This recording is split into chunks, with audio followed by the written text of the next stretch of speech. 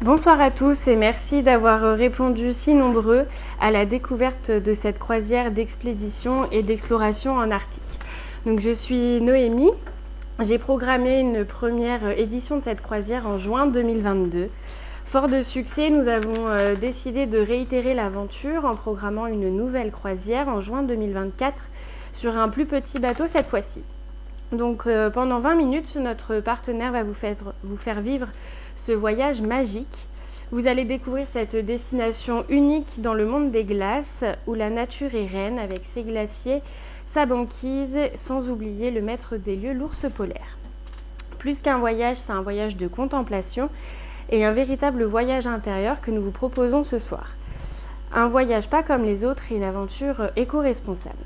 Je ne vais pas vous en dire plus et puis je vous laisse profiter de cette découverte avec Nathalie. Vous pourrez pendant la présentation, si vous le souhaitez, poser vos questions en utilisant le système de discussion en bas de vos écrans. Donc Nathalie, je te laisse la parole, c'est à toi. Bonjour à tous. Alors, merci à Voyage Girardot de m'accueillir pour cette petite présentation. Alors, l'Arctique, mais qu'est-ce que c'est? L'Arctique, on a beaucoup d'idées dessus, mais on ne sait pas toujours exactement à quoi ça correspond. Alors, on a des idées de neige, de blanc, d'un endroit qui est extrêmement loin. L'Arctique, c'est une zone, alors on connaît tous ce qu'on appelle le Grand Nord, donc c'est le Canada, l'Islande, la Norvège, la Suède, la Finlande. L'Arctique, c'est en fait tout ce qui est au-dessus d'une ligne qui s'appelle le cercle polaire arctique, qui passe par le nord de l'Islande, le nord de la Norvège. C'est un océan, l'océan glacial arctique, et qui est parsemé de quelques terres. Alors, les terres en question, bien, ça va être par exemple le Groenland, ça va être l'Arctique canadien. Et la terre qui nous intéresse, c'est un archipel qui s'appelle le Svalbard. Alors, il est un petit peu plus connu en France sous le nom de Spitsberg. Spitsberg, c'est le nom de l'île principale. Et l'archipel s'appelle donc le Svalbard.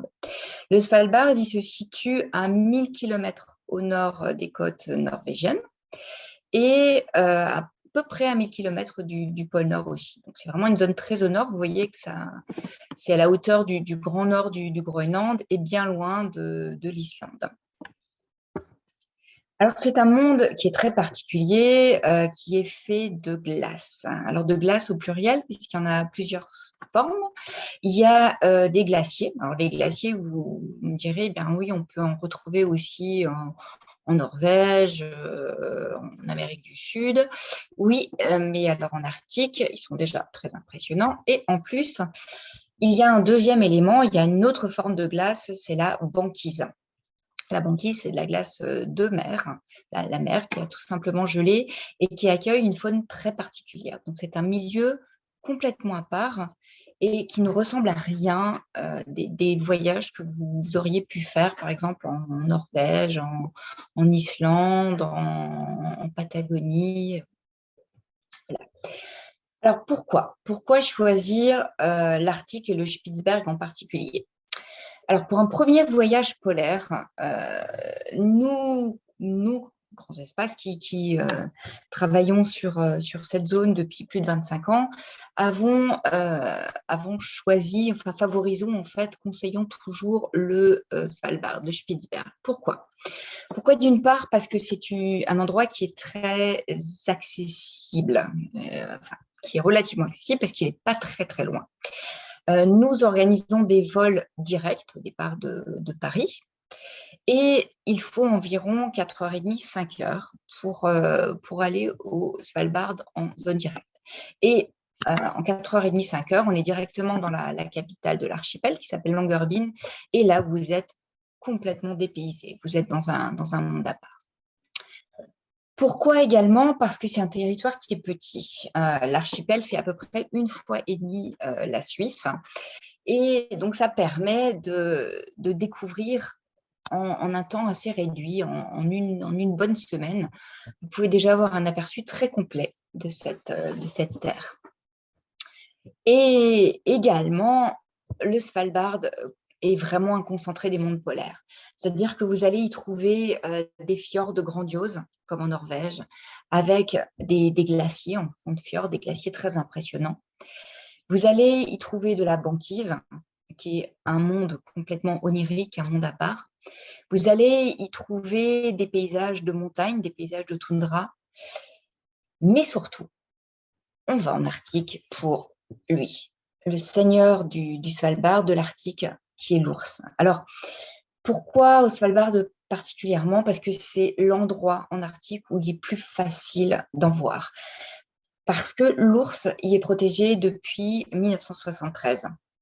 C'est durant la période de la guerre froide, le seul traité qui a été signé entre le bloc de l'Est et l'Occident a été justement un traité qui consistait à protéger la faune au Svalbard.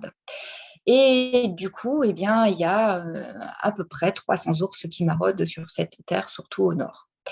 Et il n'y a pas que les ours qui sont protégés, parce que le Svalbard est en grande partie un parc national, un parc naturel. Vous y trouverez également toute la faune arctique, c'est-à-dire des phoques. Vous allez y trouver également des morses, un grand nombre d'oiseaux très, très divers, ainsi que des rennes et des renards arctiques. Donc, partir au Svalbard, c'est la garantie d'avoir vraiment une expérience très, très complète et très forte en termes de paysage, en termes de glace et en termes de faune. Voilà, donc ça, c'est les paysages que typiquement vous trouverez au Svalbard, c'est-à-dire des montagnes, moyennes montagnes, assez acérées, avec des magnifiques glaciers. Alors, nous proposons des croisières. Pourquoi des croisières? Parce qu'en fait, dans ces zones-là, il n'y a tout simplement pas de route. Il est très difficile d'accéder dans ces endroits. À partir du moment où on sort de la capitale, vous avez juste quelques kilomètres de piste et ensuite, c'est fini. On ne peut se déplacer qu'en bateau. Et nous avons pris le parti d'explorer cette zone sur des très, très petits bateaux. Alors, je sais que beaucoup d'entre vous, tout comme moi d'ailleurs, aiment la croisière. Pourquoi la croisière? Parce que c'est un moyen extraordinaire de se déplacer, de se réveiller tous les matins dans un autre endroit et d'avoir une vie à bord. Alors, pour beaucoup d'entre vous, la croisière signifie des très grands bateaux, de 200 jusqu'à parfois 3000, 7000 personnes, avec beaucoup d'animation à bord. Nous avons choisi au contraire de faire des croisières d'expédition, c'est-à-dire que tout est concentré sur ce qui se passe à l'extérieur. Vous n'allez pas faire une croisière, vous allez quelque part faire une anti-croisière. Oubliez les soirées du commandant, oubliez les danseuses, c'est vraiment pas la peine de ramener une jolie petite robe noire. Pour nous, l'animation, le luxe, les sorties, tout ça, ça va se passer sur le terrain.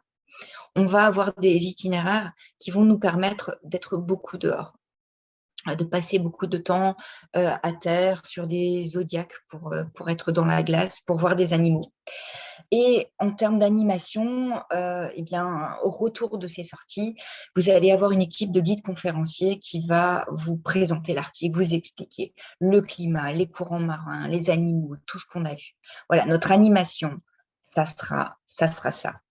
Et pourquoi sur un tout petit bateau? Parce qu'un tout petit bateau, tout simplement, c'est très, très flexible. Vous allez voir un itinéraire qui part de la capitale du Svalbard, donc Longyearbyen, et qui revient 8 jours plus tard. Et la seule chose que je vais vraiment pouvoir vous garantir sur cet itinéraire, c'est que vous n'allez pas le respecter. Pourquoi? Parce qu'un petit bateau va vous permettre d'aller au plus près, au plus flexible, le plus loin possible, en fonction des opportunités. Un petit bateau, l'Explorer accueille par exemple 12 passagers, 2 guides et 8 membres d'équipage. Un petit bateau va vous permettre d'avoir ce sentiment d'être seul au monde, de profiter un maximum de ces zones d'exception. Là, par exemple, vous voyez une photo qui a été prise au mois d'avril sur l'Explorer. Voilà, à un moment, on a eu des possibilités, on a une très, très belle banquise. Donc, nous avons mis les deux zodiacs à l'eau. En quelques minutes, les zodiacs sont à l'eau et en un quart d'heure, tout le monde est peut-être sorti et nous pouvons partir en expédition. Et là, nous pouvons vraiment, nous sommes maîtres du temps. En fait, nous pouvons passer plusieurs heures parfois à observer, quand nous avons des belles observations d'animaux, des ours, la banquise, à se promener dans la glace. Et ça, on peut le faire parce qu'on est petit, on est flexible et que quelque part, l'itinéraire, c'est nous qui le faisons. Voilà, alors je vous présente l'Explorer, qui est un bateau très particulier pour nous, parce qu'il y a quelques années encore, il y a 3 ans, c'était un bateau scientifique qui posait des balises météo en mer Arctique.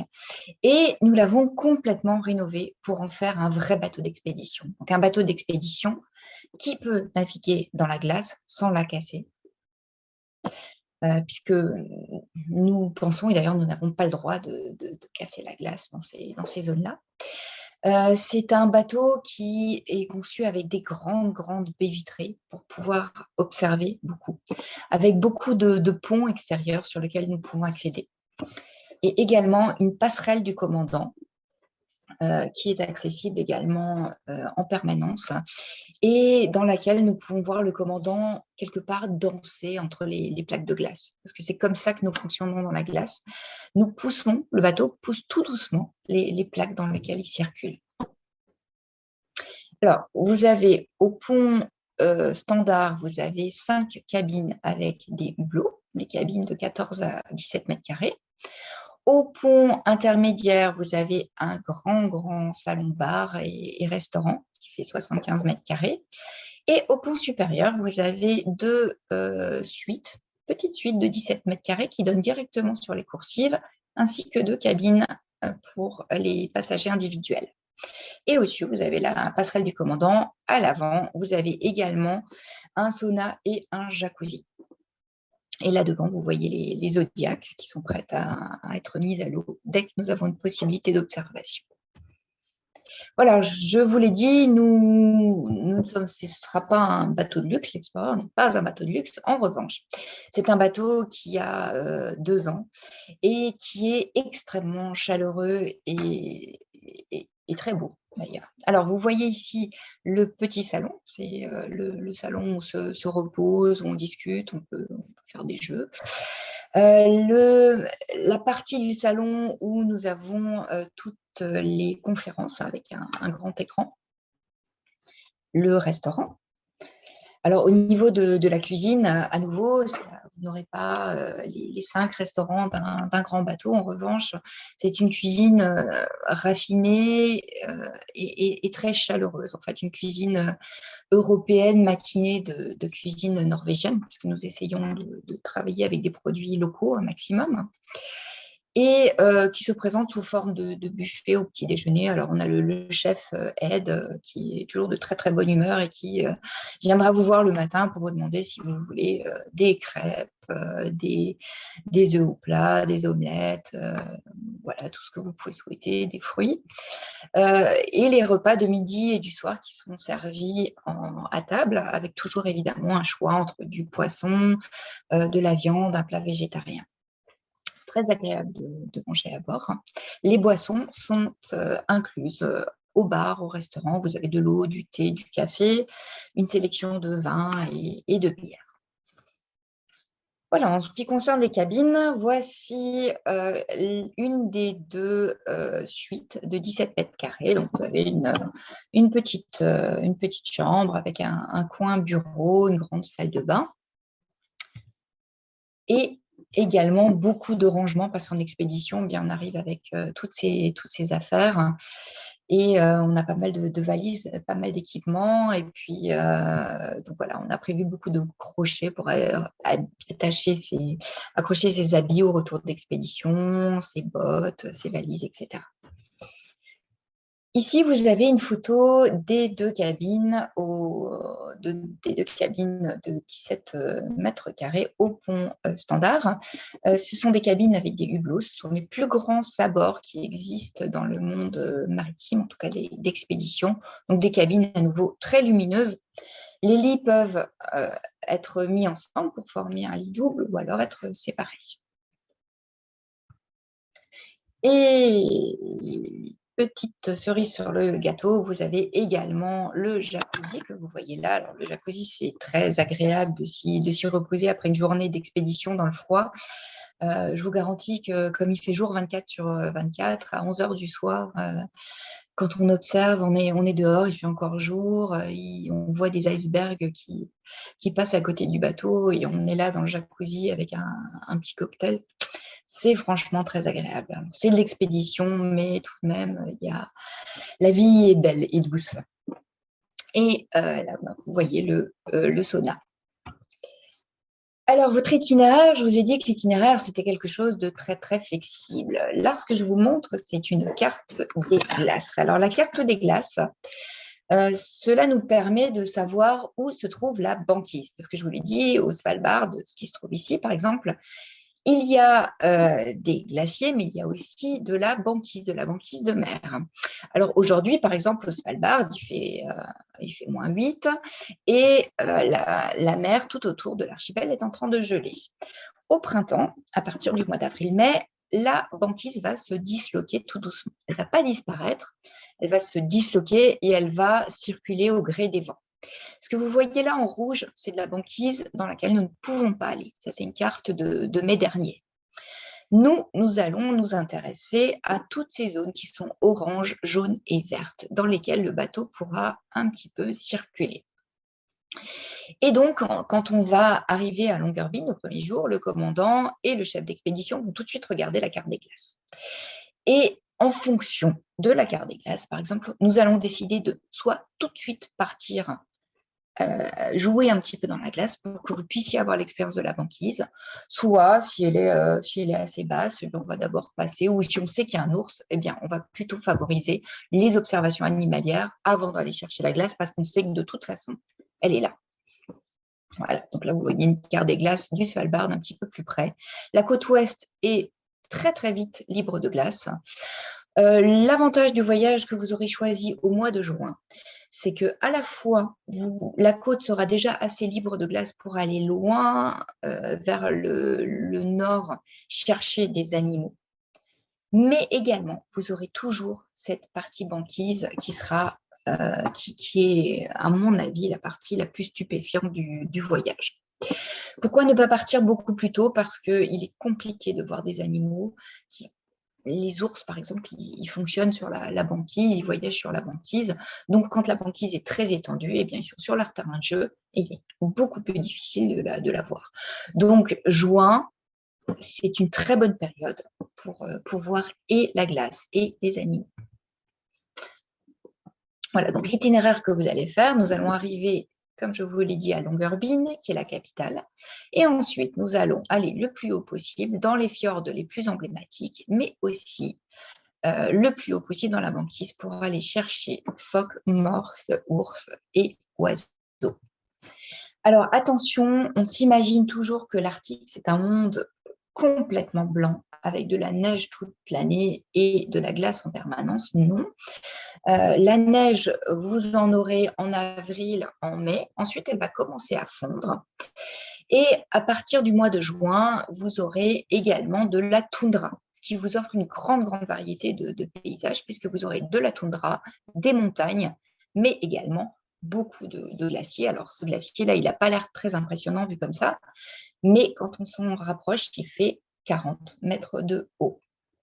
Et vous allez également avoir beaucoup de glace qui va circuler autour du bateau, autour de vos zodiacs. Voilà. Alors, au niveau, l'intérêt également, notre grande, grande force, nous, ce sont nos voyages 100% francophones et surtout qui sont encadrés par nos guides. Alors, nos guides, c'est une équipe d'environ 35 guides qui sont avec nous depuis, certains depuis 25 ans. la plupart depuis plusieurs années. Ce sont des guides naturalistes qui sont en plus eh bien, des experts du terrain, puisque ce sont eux qui conduisent nos zodiaques, qui sortent et qui garantissent notre sécurité. Donc, toutes les excursions, une journée typique d'expédition, par exemple, ça va être après le petit déjeuner, on va sortir vers 9 heures. Alors, on va sortir en zodiaque. Selon les conditions, on va pouvoir aller marcher un petit peu, aller voir des morses à terre, par exemple, ou aller dans la glace pour aller observer d'autres animaux. Et ce sont les guides qui vont opérer ces sorties. Et pendant les sorties, eh bien, vous allez avoir par exemple, un ornithologue qui va vous parler des oiseaux. La prochaine sortie, vous irez dans l'autre zodiaque avec le photographe qui va vous apprendre un petit peu à comment utiliser correctement votre appareil dans ces milieux, avec un spécialiste du plancton et des milieux marins, avec un climatologue, avec un spécialiste des ours. Donc, les sorties sont extrêmement riches. Et en plus, quand on rentre, eh bien, les guides sont avec nous tout le temps. On mange avec les guides, on passe des soirées avec les guides et ils feront systématiquement des briefings sur ce qu'on aura vu et des conférences. Donc, nos croisières sont complètement axées sur les sorties, sur l'expérience, sur l'apprentissage. Et c'est très fort puisque justement, on ne parle que français à bord. Alors, quelques infos pratiques également, pas de décalage horaire, donc il faut à peu près 5 heures pour arriver au Svalbard. On arrive en général en milieu de journée, entre midi et 2 heures, pas garanti, mais la plupart du temps, on arrive à ces heures-là. On fait un petit tour dans la capitale qui est déjà complètement un autre monde. Ma capitale, c'est 2 rues. Vous avez de fortes chances de rencontrer des reines qui vont se balader dans les rues. Et il n'y aura effectivement pas de décalage horaire. Et on embarquera tout de suite vers les 17 heures pour commencer notre croisière. Il fait jour 24 sur 24. Et au niveau des températures, alors là, j'entends systématiquement « Ah non, pas l'Arctique, il fait trop froid ». Eh bien non. En Arctique, à cette période, vers le mois de juin, juillet, il fait de 0 à 5 degrés. On peut avoir un ressenti un petit peu plus froid quand on est dans la banquise, quand on est longtemps en zodiaque, mais honnêtement, une fois qu'on est bien équipé, il ne fait vraiment pas si froid que ça. Au niveau de l'équipement, justement, alors, pour tout ce qui est sortie zodiaque, nous prêtons des combinaisons qui sont très chaudes et très imperméables. Ces combinaisons, vous pouvez également les utiliser pour les sorties à terre. Nous prêtons également des bottes puisque nous sortons systématiquement en zodiaque et parfois nous sommes amenés à débarquer et marcher un petit peu dans l'eau.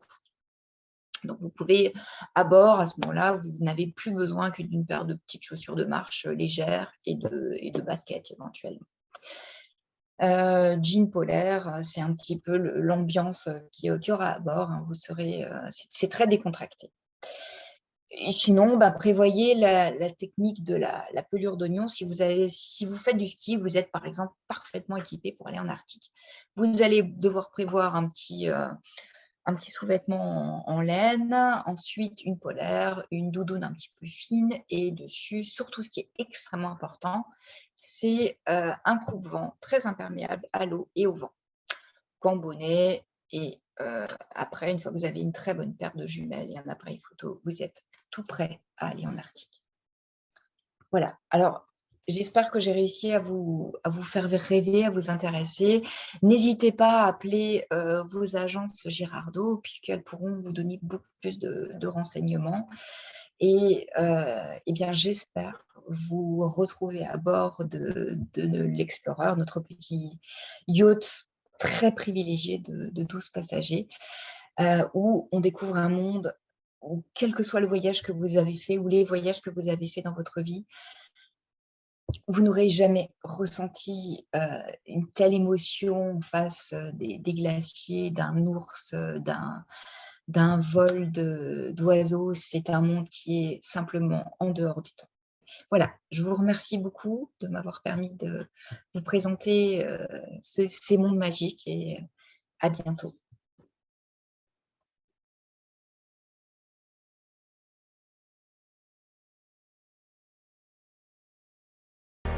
Girardot, créateur d'émotions depuis 100 ans.